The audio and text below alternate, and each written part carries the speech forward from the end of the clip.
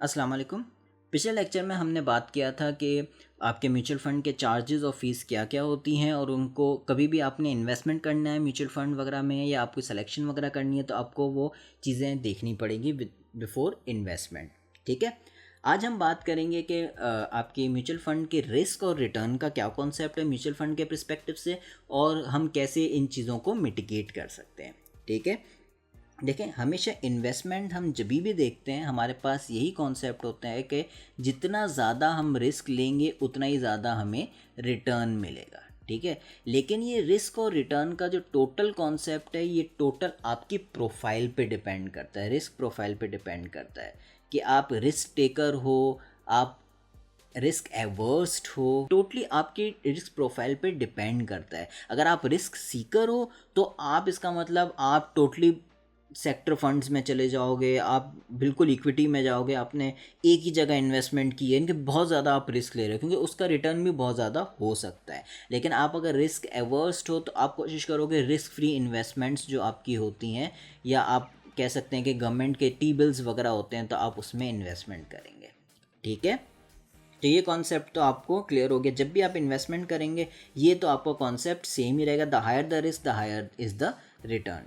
ठीक है, दूसरा इसमें ये है कि जैसे मैंने आपको इक्विटी फंड्स का बताया, इक्विटी फंड्स आपकी जो है वो हाई रिस्क इन्वेस्टमेंट्स हो गए, स्टॉक्स बेसिकली हो गए। स्टॉक्स में हमेशा याद रखिएगा कि गेन भी बहुत जल्दी मिलता है और आपकी इन्वेस्टमेंट की वैल्यू भी बहुत तेज़ी से गिरती है। ठीक है, क्योंकि इन्वेस्टमेंट्स आपके जो शेयर्स होते हैं वो तेज़ी से ऊपर भी जाते हैं और बहुत तेज़ी से गिरते भी हैं। ठीक है, however they provide higher returns as compared to money market funds. Money market funds basically आपके शॉर्ट टर्म लिक्विडिटी फंड्स होते हैं जो आपकी बहुत थोड़ी थोड़ी रिटर्न्स होती हैं, उसके अंदर बहुत आपका कम रिटर्न मिल रहा होता है। ठीक है, एज़ कम्पेयर टू आपका स्टॉक, लेकिन ये टोटली आपका इंटरेस्ट रेट पे डिपेंड करता है। ठीक है, जैसे मोल का भी इंटरेस्ट रेट ज़्यादा है तो आपको इसमें से रिटर्न अच्छा मिल रहा होगा, लेकिन अगर आपका इंटरेस्ट रेट बहुत कम है, जैसे 2% आपका इंटरेस्ट रेट है, 5% इंटरेस्ट रेट है, तो ये बहुत कम है। यानी कि अगर आप 1 लाख रुपए लगाएंगे तो साल के आखिर में आपको 2,000 या 5,000 मिलेंगे, जो कि बहुत कम है। और स्टॉक्स में आपका टोटली आपका डिपेंड करता है कि आप किस तरीके से आप उसको जज कर रहे हो अपनी इन्वेस्टमेंट्स वगैरह को। तो हो सकता है कि स्टॉक्स में तो ऐसे भी हो सकता है कि आज आपने 1 लाख रुपए लगाए तो कल आपके वो 1,30,000 हो जाएं या कुछ भी हो सकता है। ये टोटली आपके डिपेंड करता है और ये हो सकता है आपका 70,000 भी, 1 लाख जो है वो आपका 70,000 भी बन जाए। तो ये आपका बहुत ज़्यादा रिस्क एंड रिटर्न का मसला होता है इसके अंदर। ठीक है, अब देखते हैं हम इसको कि ये जो मुख्तलिफ रिस्क हैं हमारे, इनको हम मिटिगेट कैसे कर सकते हैं।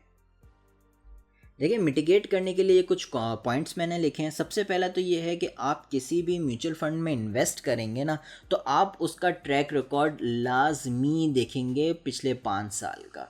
ठीक है, नहीं हो तो फिर आप कोशिश करेंगे कि जितना भी आपके पास अवेलेबल है, लेकिन कोशिश हमेशा ये करनी चाहिए कि लास्ट 5 ईयर्स के उसका ट्रैक रिकॉर्ड देखें। और ट्रैक रिकॉर्ड जब भी आप देखेंगे, कोई भी चीज़ खोलेंगे, वो आपको हमेशा बेंच मार्क से कंपेयर करके बताएगा।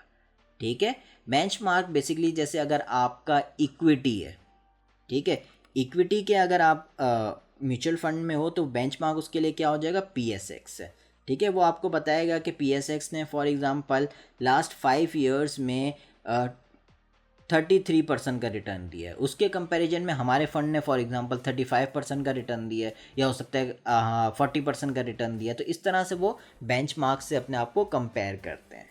ठीक है, तो ये चीज़ हमेशा हम देखेंगे। ठीक है, दूसरी चीज़ हम ये है, जैसे पहले भी मैं आपको बातों बातों में बता दिया था कि सेक्टर फंड्स जो है ना वो हमेशा अवॉइड करने चाहिए। जैसे स्टार्ट में मैंने आप लोगों को IT सेक्टर की एग्जांपल दी थी, तो IT सेक्टर है या आपका ऑयल एंड गैस की कंपनीज़ आपकी हो गई। तो ठीक है, ऑयल एंड गैस की आपकी जितनी एक्सप्लोरेशन की कंपनीज़ हो गई, जितनी जितनी आपकी बड़ी कंपनीज़ हैं, जिसमें आपका मारी आ गया या आपका OGDC आ गया, आपका PPL आ गया, ये सारी POL आ गया, ये सारी आपकी बड़ी बड़ी एक्सप्लोरेशन की कंपनीज़ हैं।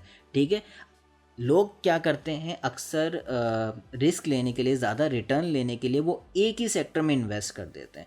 अगर एक सेक्टर जैसे फॉर एग्ज़ाम्पल कोई भी हो, जैसे अक्सर आपने सीमेंट का देखा है, शुगर का देखा है, ये दोनों सेक्टर जैसे फॉर एग्जांपल आपके सीजनल होते हैं, इनके सीजन्स होते हैं, अपने सीजन्स में इनके स्टॉक्स की प्राइसेस बहुत हाई जाती है, तो लोग क्या करते हैं सारे पैसे उसमें लगा देते हैं। उसमें आपको ये होता है कि रिटर्न आपको बहुत ज़्यादा मिल जाता है। लेकिन अगर इन केस ऐसा ना हो, कोई भी न्यूज़ आ जाए, बुरी खबर आ जाए, कुछ भी हो जाए, वो स्टॉक्स अगर गिर जाएँ तो सारा का सारा आपका पैसा डूब जाता है। ठीक है, आपकी इन्वेस्टमेंट की वैल्यू बिल्कुल कम हो जाती है। इसलिए कहते हैं कि एक सेक्टर में कभी इन्वेस्ट नहीं करना चाहिए। तो आपके जो सेक्टर म्यूचुअल फंड्स होते हैं बेसिकली वो इसी में ही इन्वेस्ट कर रहे होते हैं, जो टोटल है वो इसी में इन्वेस्ट कर रहे होते हैं। ठीक है, don't invest all your money in a single fund, try to maintain a well diversified portfolio. जिस तरह स्टॉक्स में बताया जाता है कि मुख्तलिफ सेक्टर के स्टॉक्स में आप इन्वेस्ट करें, म्यूचुअल फंड में भी ऐसा है। जैसे फॉर एग्जांपल म्यूचुअल फंड्स आपके मनी मार्केट के म्यूचुअल फंड्स हो गए, थोड़े से आपने पैसे उसमें लगा दिए, थोड़े से आपने इक्विटी फंड्स में लगा दिए, थोड़े से आपने जो है वो कमोडिटी से रिलेटेड है या बैलेंस फंड्स हो गए उसमें आपने लगा दिए। ये टाइप्स ऑफ फंड्स से आप टेंशन नहीं लीजिएगा, ये आगे जाके मैं आपको टॉपिक करवाऊँगा। लेकिन अभी मैं आप लोगों को सिर्फ ये एग्जांपल दे रहा हूँ कि ये मुख्तलिफ टाइप्स ऑफ आपके फंड्स हैं और आपको सारा पैसा एक ही में नहीं लगाना। आप अपने आप को डाइवर्सिफाइड करोगे ताकि आपको जो ये रिस्क का फैक्टर है वो आपका मिटिगेट हो सके।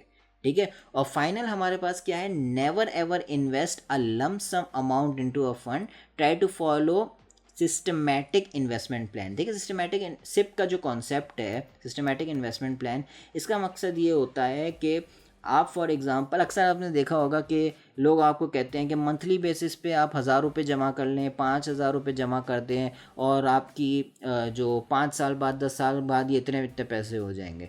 तो बेसिकली कॉन्सेप्ट यही होता है, लोग अपनी आसानी के लिए कोशिश ये करते हैं, ख़ासकर जो आपके इनकम वाले लोग होते हैं, सैलरी वाले आपके जो लोग होते हैं, वो यही कहते हैं कि अपनी सैलरी में से फॉर एग्ज़ाम्पल महीने के 1000 रुपये, 2000 रुपये, 4000 फिक्स एक निकाल लेते हैं। जैसे फॉर एग्ज़ाम्पल महीने के 5000 वो अलग से स्टार्ट में जब सैलरी मिलती है 5000 वो अलग से रख लेते हैं और वो पैसा वो हर मंथली बेसिस पे म्यूचुअल फंड पे लगा देते हैं। ठीक है, तो उनकी इन्वेस्टमेंट 5000 के हिसाब से हर महीने बढ़ती रहती है। ठीक है, ये होता है सिप का कॉन्सेप्ट कि आपका फिक्स एक अमाउंट आप कर देंगे। ठीक है, वो आप हर महीने आप अपने फंड में लगाते रहेंगे। ठीक है, ये आपका सिप का कॉन्सेप्ट है। यानी कि अगर फॉर एग्जांपल आपके पास अगर 25,000 है तो इमीडिएटली आप 25,000 नहीं लगाओगे। आप फॉर एग्जांपल आज आपने 5,000 की इन्वेस्टमेंट की, कल आपने फॉर एग्जांपल 3,000 की इन्वेस्टमेंट कर ली। एग्जांपल है, कुछ भी आप ले सकते हैं। हो सकता है कि फिर इसकी वैल्यू आपको लग रहा हो कि बहुत अच्छा जाने वाला है तो फिर आपने 10,000 की इन्वेस्टमेंट कर ली। ठीक है, तो ये कुछ भी हो सकता है। ठीक है, लेकिन ये है कि आप सब एक साथ पैसे नहीं लगाएं, लमसम अमाउंट आप अपनी नहीं लगाएंगे, आप थोड़े थोड़े करके आप इन्वेस्टमेंट करेंगे। ठीक है, ताकि आपका यूनिट का एवरेज भी अच्छा बन सके और यह है कि आपका रिस्क कम से कम हो सके। ठीक है, तो चलें यहाँ पे इस टॉपिक को ख़त्म करते हैं। इंशाल्लाह अगले लेक्चर में मज़ीद चीज़ों को कवर करेंगे। अल्लाह हाफ़िज़।